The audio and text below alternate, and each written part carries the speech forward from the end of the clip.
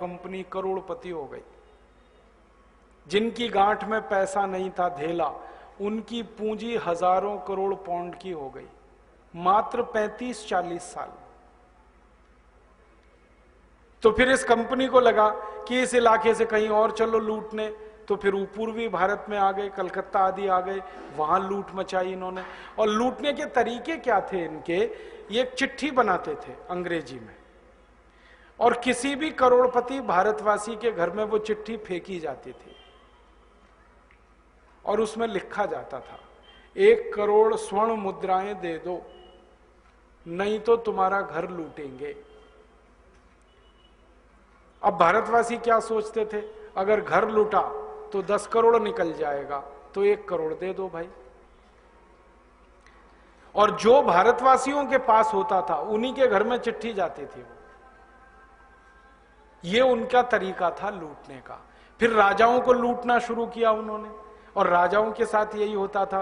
किसी राजा से 10 करोड़ स्वर्ण मुद्राएं मांगी, किसी से 50 करोड़ मांगी। कुछ राजा थे जो चुपचाप दे दिया करते थे, कुछ राजा थे जो उनसे लड़ाई लड़ा करते थे। दोनों तरह के राजाओं के नाम बताता हूं, तुरंत आपके ध्यान में आएगा। एक राजा थे जीवाजी राव सिंधिया, वो चुपचाप दिया करते थे जितना अंग्रेज मांगते थे। और उन्हीं के पड़ोस में एक रानी थी, महारानी झांसी लक्ष्मीबाई, उसने 1 पैसा नहीं दिया कभी अंग्रेजों। जब जब अंग्रेजों ने चिट्ठी लिखी झांसी रानी को, फाड़ के फेंक दी उसने।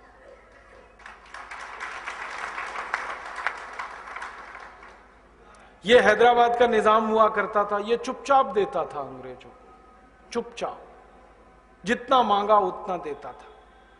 और यहीं पड़ोस में ऐसी एक महारानी थी कित्तूर चन्नम्मा, बेलगाम में, 1 पैसा नहीं दिया कभी उसने अंग्रेजों को। जब अंग्रेजों की चिट्ठी आई उसने फाड़ के फेंकी।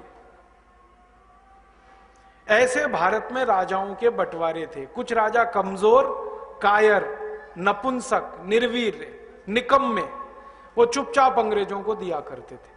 और कुछ राजा थे शूरवीर, ताकतवर, साहसी, जो अंग्रेजों से लड़ा करते थे। अपने जयपुर का राजा भी ऐसा ही था, चुपचाप दिया करता था अंग्रेजों, ले जाओ ले जाओ ले जाओ। लेकिन उसी के आसपास उदयपुर का इलाके के जो राजा थे, कभी नहीं देते थे अंग्रेजों। तो ऐसे चला। तो जिन जिन राजाओं से पैसे मिले अंग्रेजों ने लिए और बड़ी फौज बनाई। फिर उन राजाओं से उन्होंने संधियां की अंग्रेजों ने, उसको कहते थे ट्रीटी फॉर फ्रेंडशिप, मित्रता की संधि। अब इस संधि में क्या होता था, राजाओं का गुणगान किया जाता था, आप बहुत अच्छे हैं, बहुत अच्छे हैं, बहुत अच्छे हैं, क्योंकि पैसे दे रहे हैं हमको। तो अंग्रेज उसमें लिखा करते थे बहुत अच्छे हैं, उनकी बढ़ाई करते थे झूठ मूठ की। और अंत में एक वाक्य लिखा जाता था, वो खतरनाक होता था।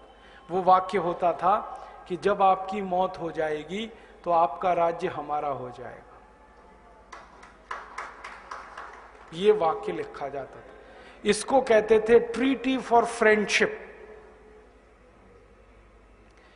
सारी अच्छी अच्छी बातें लिख दी एक पन्ने में, नीचे एक छोटा सा वाक्य लिखा रहता था नोट करके, NOTE, नोट। और ये सब अंग्रेजी में लिखा जाता था कि आप जब मर जाओगे आपका राज्य हमारा हो जाएगा। कभी कभी उसमें लिखा जाता था कि अगर आपकी कोई संतान नहीं हुई तो आपका राज्य हमारा हो जाएगा। इस तरीके से सारे राज्य हड़पे अंग्रेजों ने।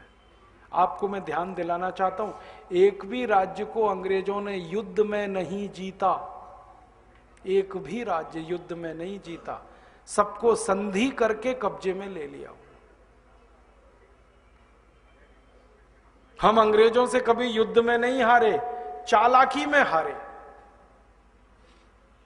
भारतवासियों की बहुत सारी विशेषताएं हैं। भारतवासी शूरवीर हैं, प्रतापी हैं, मजबूत हैं, होशियार हैं, अकल वाले हैं, सब कुछ हैं। चालाकी नहीं आती, एक ही चीज में कमजोर है। वो एक गाना है ना, सब कुछ सीखा हमने न सीखी होशियारी, सच है दुनिया वालों कि हमें अनाड़े।